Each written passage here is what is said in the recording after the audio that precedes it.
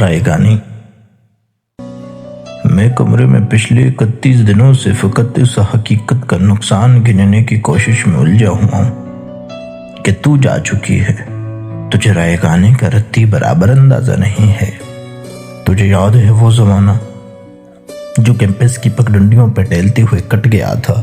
تجھے یاد ہے جب قدم چل رہے تھے کہ ایک پیر تیرا تھا اور ایک میرا؟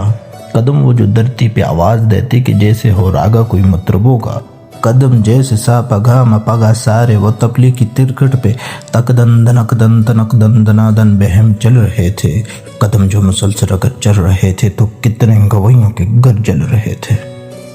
مگر جس گھڑی تو نے اس راہ کو میرے تنہا قدم کے حوالے کیا، ان سروں کی کہانی وہیں رک گئی۔ کتنی فنکاریاں، کتنی باریکیاں، کتنی کلیاں بلاول گویوں کے ہونٹوں پہ آنے سے پہلے فنا ہو گئے۔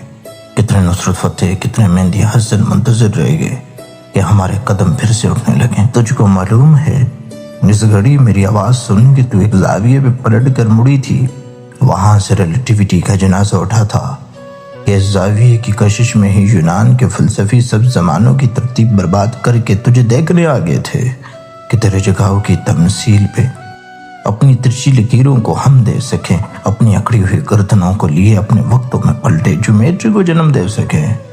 اب بھی کچھ فلسفی اپنے پھیکے زمانوں سے باغے ہوئے میرے رستوں پہ آنکھیں بچھائے ہوئے اپنی دانست میں یوں کھڑے ہیں کہ جیسے وہ دانش کا منبع یہیں پہ کہیں ہے، مگر مڑ کے تکنے کو تو ہی نہیں ہے۔